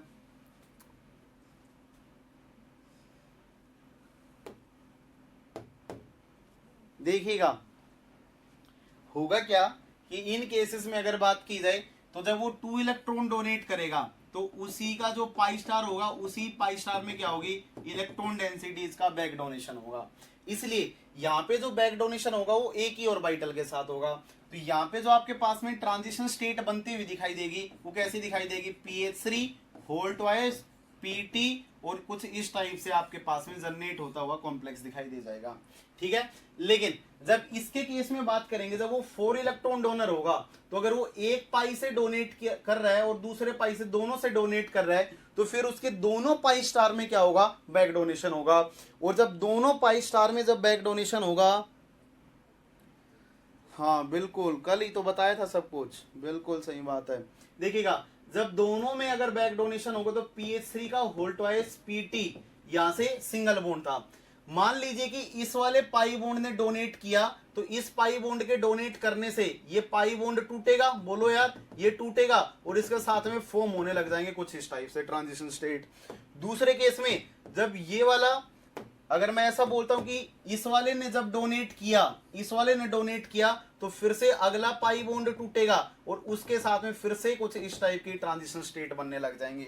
तो यहाँ पे दोनों जो बॉन्ड होंगे वो ब्रेक हो रहे हैं, और इसके केस में केवल एक ही बॉन्ड ब्रेक हो रहा है, और यहाँ पे मतलब ब्रेकिंग है, और यहाँ पे क्या है, फॉर्मेशन है कुछ इस टाइप से। इसलिए ये जो कॉम्प्लेक्स जो दिखाई देता है, ये जो रिजल्टेंट दिखाई देता है, वो कैसा दिखाई देगा, कभी भी एल्कीन का स्ट्रक्चर देखना, जब वो 4 इलेक्ट्रॉन डोनर होता है बुकों में, तो ऐसा दिखाई देगा, PT यहाँ पे कुछ इस टाइप से ये बना रखा होगा, दूसरे टाइप से कैसे बना रखा होगा, बोर्ड पे देखना, फिर से ऐसे दिखा देना कुछ इस टाइप से, ये इसके साथ। तो जब ऐसी ट्रांजिशन स्टेट, ऐसा बॉन्ड था, इसके ऊपर दो अलाइनमेंट से वो क्या करेगा, मेटल के ऊपर जुड़ा होगा, जिसकी वजह से ओवरऑल जो बॉन्ड ऑर्डर डिक्रीज होता है वो ज्यादा डिक्रीज होता है 4 इलेक्ट्रॉन डोनर में। ये मैंने बिल्कुल एक्सट्रीम कंडीशन दिखाई है, ऐसा एग्जिस्ट नहीं करता है, ये मैंने बिल्कुल ही एक्सट्रीम दिखा दिया है। ऐसा एग्जिस्ट करने के लिए 2 मेटल आयन चाहिए, कितने चाहिए, 2 मेटल आयन चाहिए, ठीक है। तो यहाँ पे ये एक्सट्रीम कंडीशन में दिखा रहा हूं, तो यहाँ पे हाई बॉन्ड ऑर्डर जो करे, जो डिक्रीज होगा वो ज्यादा होगा, जिसकी वजह से यहाँ पे बॉन्ड ऑर्डर कम होंगे और इस पोर्शन पे बॉन्ड ऑर्डर ज्यादा होंगे, जिसकी वजह से पहले वाले की जो स्ट्रेचिंग फ्रीक्वेंसी होगी वो सेकंड वाले से ज्यादा होगी। इस बात को लिख लेना। ये हाइपोथेटिकल मैं बना रहा हूँ, ये मैं समझा रहा हूँ, बना के बता रहा हूँ हाइपोथेटिकली, ये बिल्कुल करेक्ट नहीं है, इस फॉर्म में वो टोटली एग्जिस्ट नहीं कर सकता है, कुछ ऐसी ट्रांजिशन फॉर्म में क्या करेगा, एग्जिस्ट करेगा, ठीक है। शायद आप लोग समझ गए। एक क्वेश्चन करवाता हूं मैं, आइए, इससे स्ट्रेचिंग फ्रीक्वेंसी के ऐसे क्वेश्चन पूछेगा, और कोई क्वेश्चन नहीं आएगा यहां से। अब मैं आपको एक क्वेश्चन देता हूं, आपको प्रोडक्ट बताना है। क्वेश्चन आपके पास में क्या है, यहाँ पे Ni2 है, Cp2 है और μCO होल 2 है, ठीक है। सबसे पहले इस कॉम्प्लेक्स में मेटल मेटल बॉन्ड निकालें, और उसके बाद में इसकी रिएक्शन एल्काइन के साथ करवा दें, CH के साथ। तो आपसे पूछेगा कि क्या तो प्रोडक्ट बनेगा, और दूसरा कितने CO, यहाँ पे XCO, कितने number of moles of CO generate होंगे, नंबर ऑफ मोल्स कितने जनरेट होंगे CO के, ये क्वेश्चन आपसे पूछ लिया जा सकता है। तो जल्दी से एक बार कमेंट करके बताएं, जल्दी से मेटल मेटल बॉन्ड निकालें, जल्दी से करें इस क्वेश्चन को एक बार।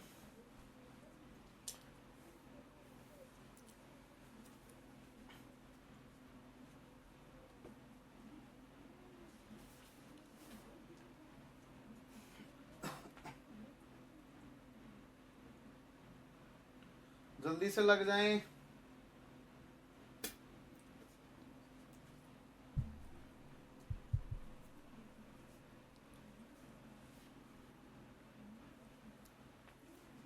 कितने मेटल मेटल बॉन्ड आएंगे,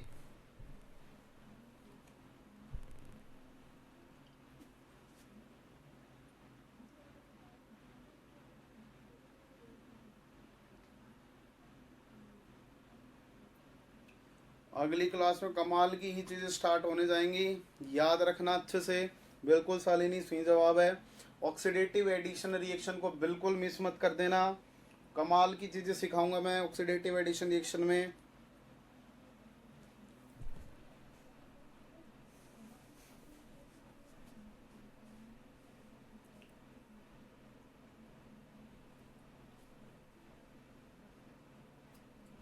ऐसा नेट में हुआ ही नहीं है कि ऑक्सीडेटिव एडिशन रिएक्शन ना आई हो, पक्की आती है। एक मेटल मेटल बॉन्ड होगा, ठीक है, सब लोग निकालेंगे यहाँ से, तो 18 इलेक्ट्रॉन रूल लगाना, और यहाँ से जब मेटल मेटल बॉन्ड निकालोगे तो एक मेटल मेटल बॉन्ड आ जाएगा। तो इस कंपाउंड का जो शेप होता है वो शेप दिखाई देता है NiNi, यहाँ पे एक Cp लगा होगा, और इसके ऊपर क्या रहेंगे, 2 कार्बोनिल कुछ इस टाइप से ब्रिज्ड फॉर्म में होते हैं। जब इस कंपाउंड को हम लोग क्या करते हैं, किसकी प्रेजेंस में, एल्काइन की प्रेजेंस में क्या कर देते हैं, हीट कर देते हैं। हाँ बिल्कुल दीपंकर, एक ही मेटल मेटल बॉन्ड है। जब हम लोग क्या करेंगे, यहाँ पे ट्रिपल बॉन्ड की प्रेजेंस में क्या कर देंगे, इसे हीट कर देंगे। तो यहाँ से ये देखो, एक जो एल्कीन का जो एक बॉन्ड है उसका इलेक्ट्रॉन काउंट 2 है, तो दूसरे पाई बॉन्ड का इलेक्ट्रॉन काउंट कितना होगा, 2, मतलब 4 इलेक्ट्रॉन काउंट। तो जो टोटल इलेक्ट्रॉन काउंट आ रहा है वो 4 आ रहा है। तो यहाँ से जो सीओ होते हैं वो सीओ क्या करने लग जाते हैं, यहाँ से एलिमिनेट होने लग जाते हैं। दोनों सीओ यहाँ से एलिमिनेट होंगे और जो आपका रिजल्टेंट प्रोडक्ट दिखाई देता है यहाँ पे NiNi, तो कुछ इस टाइप से जो ट्रिपल बॉन्ड होगा वो दोनों के ऊपर ब्रीजिंग का काम करने लग जाता है, Cp और Cp। कितने सीओ बाहर निकलेंगे, 2 सीओ बाहर निकलेंगे। तो कितने नंबर ऑफ मोल सीओ के बाहर निकले, 2 मोल्स बाहर निकले।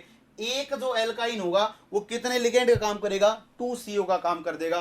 और ये बहुत अच्छा क्या ऐसा होता है, ब्रीजिंग लिगेंड होता है। ठीक है, बहुत अच्छा ब्रीजिंग लिगेंड होता है। तो देखो अभी मैंने जो बताया था कि अब इसका इलेक्ट्रॉन काउंट कितना है, 4 है। और अगर इसका इलेक्ट्रॉन काउंट 4 है तो अब हम लोग क्या बोलेंगे कि इस केस में ये किस टाइप की बॉन्डिंग दिखा रहा होगा। तो जरा बोर्ड पे देखना, यहां से मैं ऐसे बोल देता हूं, देखना अच्छे से समझना कहानियों को, कि अगर ये वाला जो बॉन्ड है वो इसके ऊपर बैक डोनेशन का काम कर रहा है, और जो बगल वाला है ये वाला है ये इसके ऊपर क्या कर रहा है, मतलब डोनेशन का काम कर रहा है।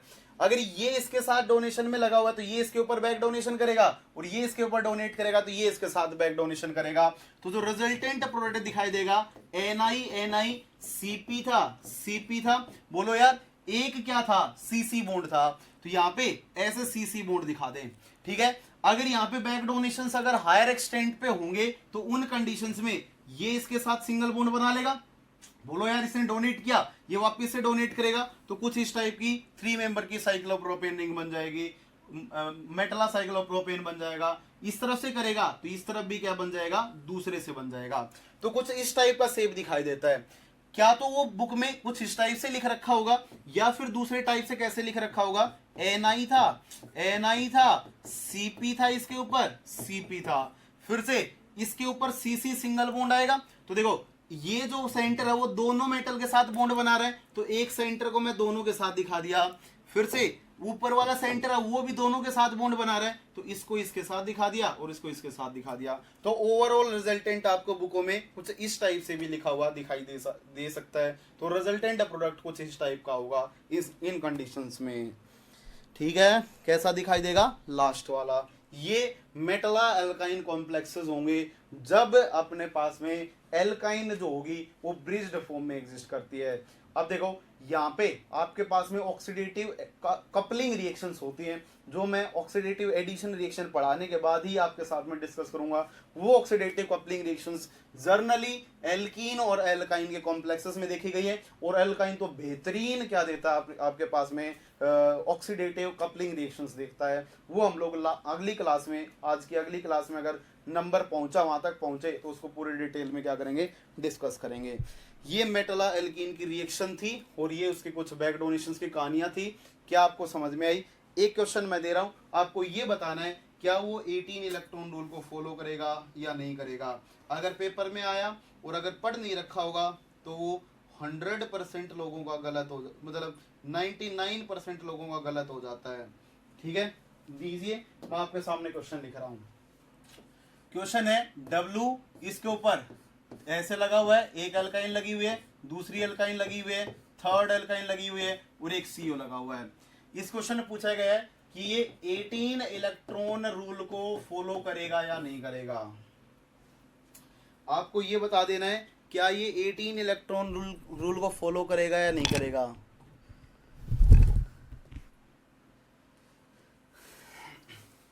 बिल्कुल विनीत चुग जी। देखो मेरा एक दोस्त है, मैं आप लोगों सबको बताता हूँ, उसका नाम है विनीत चुग, विनीत कुमार नहीं, विनीत चुग। वो मेरे साथ ही पढ़ता था, मेरा बहुत अच्छा दोस्त है। ठीक है, इसलिए बता रहा हूँ मैं, बहुत वेला इंसान है दुनिया में वो, उसको कुछ नहीं है, पूरे दिन आराम से रोटी खाता है, सोता है, कुछ पढ़ना नहीं होता है, मज़े के लिए बस इधर उधर घूमता रहता है, कोई काम नहीं है इसको। बहुत वेला इंसान है, इससे वेला इंसान कोई है ही नहीं ज़िंदगी में।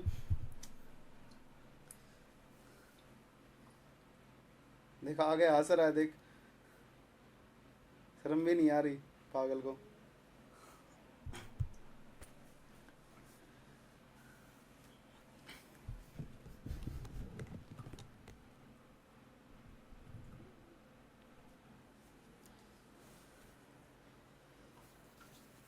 लॉकडाउन में कहाँ घूमना, मैं बता रहा हूँ कहाँ घूमता है। फॉलो करेगा या नहीं करेगा? ओके संजीव।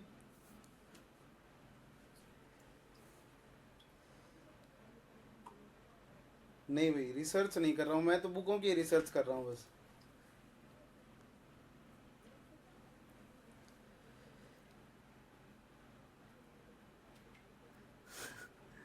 हाँ शालिनी, बिल्कुल सही बात, एक्सेप्शन ही है।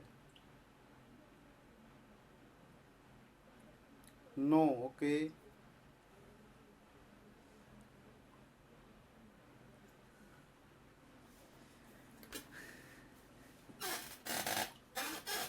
बताएं जल्दी से। ठीक है।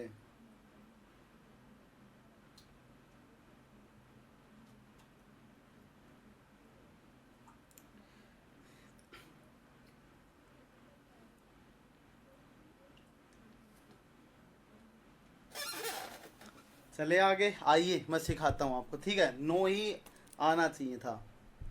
ठीक है, आइए। कह रहा मिलना, मारूंगा तेरे को, ठीक है? देखना एक बार। आइए भाई, इस कॉम्प्लेक्स की बात करते हैं। इस कॉम्प्लेक्स में आपके पास में होता क्या है कि इसका इलेक्ट्रॉन काउंट कितना होता है? 6 होता है। सीयू का इलेक्ट्रॉन कितना है? 2 है। तो टोटल कितना हो गया? 8। अभी हमें कितना चाहिए? 10 चाहिए। तो देखो यहाँ पे दो अपने पास में एल्काइन है, वो 4 इलेक्ट्रॉन काउंट रखती हैं। कितना रखती है? 4 इलेक्ट्रॉन काउंट। और जो एक होती है वो कितना इलेक्ट्रॉन काउंट रखती है? 2 इलेक्ट्रॉन काउंट रखती है। ठीक है। ये अपने पास में जो कॉम्प्लेक्स है, ये अपने पास में जो कॉम्प्लेक्स है वो 18 इलेक्ट्रॉन काउंट को क्या करता है? फॉलो करता है। अगर ये पेपर में आता है तो मोस्ट लोग इसमें गलतियां कर देते हैं, ठीक है? लेकिन आपको गलती नहीं करनी है, ये 18 इलेक्ट्रॉन रूल को क्या करेगा? फॉलो करता है, ठीक है? होता क्यों है ऐसा, वो मैं समझा रहा हूं आपको, देखना। ऐसा बोला जाता है, बुकों ने ऐसा लिख रखा है कि इसके पास में जो ऑर्बिटल्स का जो अरेंजमेंट होता है कुछ इस टाइप से, ऑर्बिटल्स का जो अरेंजमेंट होता है, उन ऑर्बिटल अरेंजमेंट में से क्या तो तीनों को ही क्या करना चाहिए था? ये दो तीनों को ही कितना इलेक्ट्रॉन देना चाहिए था? 4 देना चाहिए था। या तीनों को ही कितना देना चाहिए था? 2 इलेक्ट्रॉन काउंट देना चाहिए था। ठीक है। होता क्या इन कंडीशंस में कि जो एल्काइन के जो ऑर्बिटल्स होते हैं वो इस सिमेट्री में ओरिएंटेड होते हैं कि इनमें से 2 ही ऑर्बिटल 4 इलेक्ट्रॉन काउंट डोनेट कर सकते हैं। देखो वैसे तो एल्कीन जो होती है, सॉरी एल्काइन जो होती है, जब वो किसी मेटल सरफेस के ऊपर लगती है ना, तो जनरली 2 ही इलेक्ट्रॉन काउंट देती हैं। लेकिन टंगस्टन जो है आपके पास में, जब डब्लू है, उसका साइज जो होता है वो हायर साइज का होता है, मतलब बड़े साइज का होता है, लार्ज साइज का होता है, जिसकी वजह से उसके जो डी ऑर्बिटल्स होते हैं वो इंटरेक्ट करने लग जाते हैं इसके दोनों ऑर्बिटल्स के साथ में। ठीक है। और जब वो दोनों ऑर्बिटल के साथ में इंटरेक्ट करते हैं तो फिर वो कितना इलेक्ट्रॉन काउंट देने लग जाता है? 4 इलेक्ट्रॉन काउंट देने लग जाता है, जिसकी वजह से ये 18 इलेक्ट्रॉन काउंट को क्या करता है? फॉलो करता है। ठीक है। बस ये कुछ कहानियां थी, मैंने बता दी, और इसमें और कुछ नहीं है भाई। ठीक है, याद रखना इस बात को, ये बहुत मस्त कहानी है, अगर आया तो क्वेश्चन पक्का ही गलत होता है। ठीक है, बता दोगे? ये क्वेश्चन थोड़ा सा देखो, कुछ चीजें ऐसी होती हैं दुनिया में वो किसी को नहीं पता होती हैं, जो बुक ने लिख दी वही होती है। ठीक है, तो इसको आपको मान के चलना पड़ेगा। ये अल्काइन का ऐसा कॉम्प्लेक्स है जो 18 इलेक्ट्रॉन रूल को फॉलो करता है। ठीक है, सारी की सारी कहानियां होती हैं ऑर्बिटल अरेंजमेंट के बेसिस पे।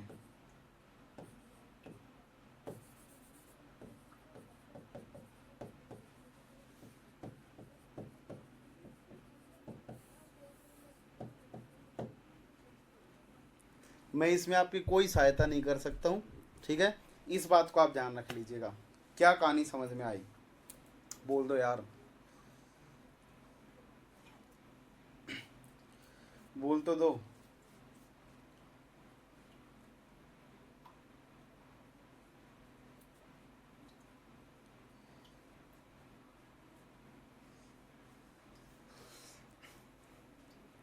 देख सांप सूंघ गया इनको। कुछ एक चीज ऐसी बता दो जो इनको पसंद ना आए, उसी में रोने लग जाते हैं। ठीक है, आइए इसको देख लेना भी। ठीक है, आइए आगे बढ़ते हैं। एल्कीन के केस में लास्ट पार्ट हम लोग देख लेते हैं, और जो लास्ट पार्ट है अपना वो इसका 1H1 स्पेक्ट्रा है, NMR स्पेक्ट्रा। ठीक है, देखना 1H1 NMR स्पेक्ट्रा। अगर मैं 1H1 NMR स्पेक्ट्रा की बात करता हूं तो वो स्पेक्ट्रा कैसा दिखाई देगा, बोर्ड पे देखिएगा। मेटल था, उसके साथ में कुछ लिगेंड लगे हुए थे, और ट्रिपल बॉन्ड था, इसके ऊपर हाइड्रोजन था और हाइड्रोजन था। ठीक है, अगर मैं मेरे पास में अगर अकेला क्या है, कोई भी एल्काइन है, तो इस एल्काइन की जो वैल्यू लाई करती है वो आप लोगों ने पढ़ी होगी कि ये कुछ इस टाइप से कोन में पड़ता है। किसमें पड़ता है? ये कोन में आ जाता है, और कोन में आने की वजह से यहाँ पे ये जो होता है वो सिल्डेड लाई करता है। जैसे अगर आपके पास में, बिल्कुल हाँ रखना ही पड़ेगा, ऑर्बिटल का अरेंजमेंट है शालिनी जी।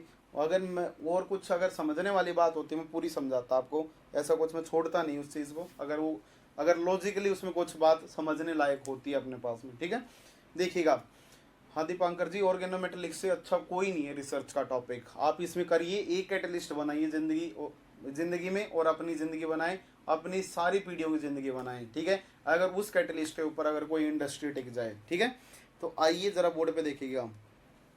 अगर आप लोगों ने पढ़ा होगा कि आपके पास में क्या होता है कि जो भी आपके पास में एल्कीन होती है, उस एल्कीन की जो इलेक्ट्रॉन डेंसिटी होती है वो कैसे होती है, कुछ इस टाइप से ओरिएंटेड होती है। उसका एक ही पाई बॉन्ड होता है, तो ऊपर इलेक्ट्रॉन डेंसिटी होती है और नीचे इलेक्ट्रॉन डेंसिटी होती है।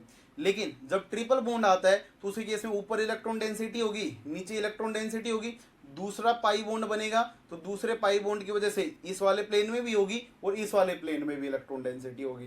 तो जो ओवरऑल इलेक्ट्रॉन डेंसिटी होती है वो कैसा बन जाता है, एक सिलिंड्रिकल टाइप की इलेक्ट्रॉन डेंसिटी बन जाती है, कुछ इस टाइप से। कैसी बन जाएगी? सिलिंड्रिकल इलेक्ट्रॉन डेंसिटी बन जाती है। इस सिलिंड्रिकल में से कुछ इस टाइप से क्या निकलती है, मैग्नेटिक फील्ड लाइंस निकलती हैं। वो फील्ड लाइन निकल के दूसरे एंड के ऊपर क्या होती है, कंसंट्रेट होती है। इसलिए इनका जो कोन बनता है आपके पास में, वो कोन कहां से कैसा लाई करता है, कुछ इन टर्मिनल को अपने अंदर क्या कर लेता है, कंटेन कर लेता है, जिसकी वजह से ये कैसे दिखाई देते हैं, शिल्डेड दिखाई देते हैं। क्या दिखाई देते हैं? शिल्डेड दिखाई देते हैं। ठीक है, अब इनकी वैल्यू एल्कीन से ज्यादा आनी चाहिए थी, लेकिन इनकी जो वैल्यू होती है वो 1H NMR स्पेक्ट्रा में डेल्टा इज इक्वल टू, हम लोग क्या बोलेंगे, देखिएगा एक बार, डेल्टा हाइड्रोजन का इक्वल होगा B0 प्लस BI के। अब देखना यहाँ पे आपके पास में क्या हो रहा है कि हम लोगों ने B0 ऐसे लगाई थी, BI अपोजिट में जनरेट हो गई, तो यहाँ पे जो वैल्यू आती है वो नेगेटिव में आ जाती है, जिसकी वजह से जो ओवरऑल वैल्यू दिखाई देती है आपको, वो दिखाई देती है 2 से 4 ppm के बीच में। कितने के बीच में दिखाई देती है? 2 to 4 ppm के बीच में यहाँ पे वैल्यूज क्या करेंगी, लाई करेंगी। दूसरे केस में देखिएगा, अगर 2 से 4 के बीच में लाई कर रही है, अब जैसे ये मेटल के साथ में क्या करेगा, इंटरेक्ट करेगा, तो जो पाई इलेक्ट्रॉन डेंसिटी होगी, पाई इलेक्ट्रॉन डेंसिटी जो रही होगी डिक्रीज कर जाएगी, और अगर डिक्रीज करेगी तो उसकी वजह से जनरेट होने वाली BI जो होगी वो कम डिक्रीज होगी, और यहाँ पे जो डेल्टा था, डेल्टा ऑफ हाइड्रोजन था, वो इक्वल हो जाएगा किसके, B0 माइनस BI। अब देखो ये डिक्रीज होगा तो फिर हाइड्रोजन वाला डेल्टा क्या करेगा, इंक्रीज कर जाएगा। इसलिए इस 2 और 4 के रीजन से थोड़ी सी जो शिफ्ट होती है वो ज्यादा लाई करती हैं, और यहाँ पे जब मेटल के साथ कोऑर्डिनेटेड फॉर्म में होता है तो उसकी शिफ्ट जो होती है वो शिफ्ट कर जाती है 3.5 से 5 के बीच ppm के बीच में क्या होते हैं, ऑब्जर्व होती हुई जनरली दिखाई देती हैं, वो इंक्रीज हो जाती हैं, इलेक्ट्रॉन डेंसिटी क्या हो जाएगी, कम हो जाएगी। ठीक है, इन्हीं के बेस्ड मैं आपसे कुछ क्वेश्चन पूछ लेता हूं, आप जल्दी से क्वेश्चन बता दीजिए, फिर हम लोग नेक्स्ट क्लास में मिलेंगे। ठीक है, 1 बजे आपकी क्लास ओवर हो जाएगी ये वाली। पहला, अगर मान लीजिए MLN था, इसके साथ में एल्काइन लगी हुई है, इसका इलेक्ट्रॉन काउंट 2 है, और दूसरा MLN था, इसके साथ में जो एल्काइन लगी हुई है, इसका इलेक्ट्रॉन काउंट 4 था, तो आपको इसकी केमिकल शिफ्ट डेल्टा 1 और डेल्टा 2 का ऑर्डर बताना है कि कैसा ऑर्डर आएगा। कंपैरिजन कर दें कि ऑर्डर कैसा आएगा।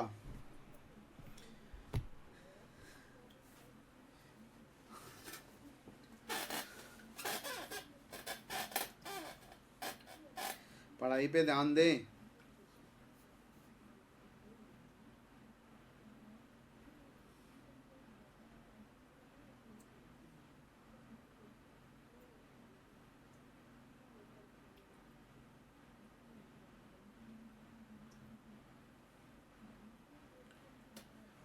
दो की ज्यादा होगी बिल्कुल, ठीक है, दो वाले की ज्यादा होगी, ठीक है। Okay you got I think. देखिएगा ये बैक डोनेशन क्या करेगा, ज्यादा, ये बैक डोनेशन ज्यादा करेगा तो सिंगल बॉन्ड करेक्टर ज्यादा आएगा, मतलब पाई इलेक्ट्रॉन डेंसिटी यहाँ पे क्या होगी, ज्यादा डिक्रीज होगी।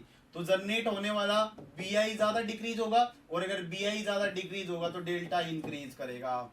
यहाँ पे ज्यादा डिक्रीज होगा और इस केस में क्या करेगा, कम डिक्रीज होगा। यहाँ पे पाई इलेक्ट्रॉन डेंसिटीज कम डिक्रीज होंगी, तो बी आई भी कम डिक्रीज होगा और डेल्टा भी कम डिक्रीज होगा। इसलिए यहाँ पे जो डेल्टा 2 होगा वो बड़ा होगा किससे, डेल्टा 1 से। बोल दो सही जवाब है बिल्कुल। प्रीति, संजीव, पिंकी जी बिल्कुल सही जवाब है। ओके पिंकी जी भी आ गई हैं। 2 शालिनी जी बिल्कुल सही जवाब। आज तो नए नए चेहरे दिखाई दे रहे हैं भाई। विनीत चुग भी आए थे आज तो, पिंकी जी भी आई हैं आज। क्या ये कहानियां आपको समझ में आई, यू गॉट और नॉट?